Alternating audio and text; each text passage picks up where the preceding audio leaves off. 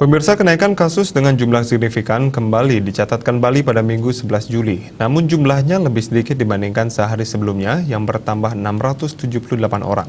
Namun angkanya masih di atas 560 orang.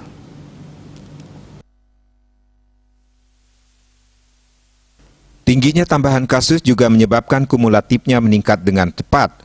Sejak dilanda pandemi Maret 2020 hingga saat ini, Bali sudah mencatatkan kasus COVID-19 melampaui 55.000 orang.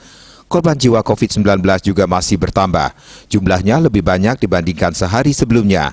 Kabar baiknya, pasien sembuh dilaporkan bertambah. Dengan jumlah yang cukup signifikan, hampir mencapai 300 orang.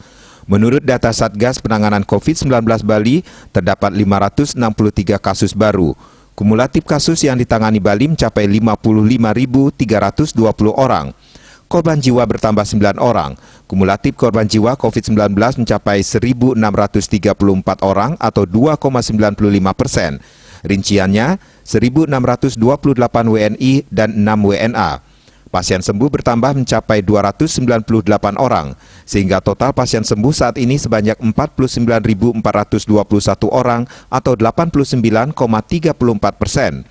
Jumlah kasus aktif yang masih dirawat maupun menjalani karantina berjumlah 4.265 orang atau 7,71%. Mereka dirawat di 17 rumah sakit dan di karantina di Bapelkesmas, UPT Nyitda, Wisma Bima, dan BPK Pering. Dia Dewi, Bali Pos melaporkan.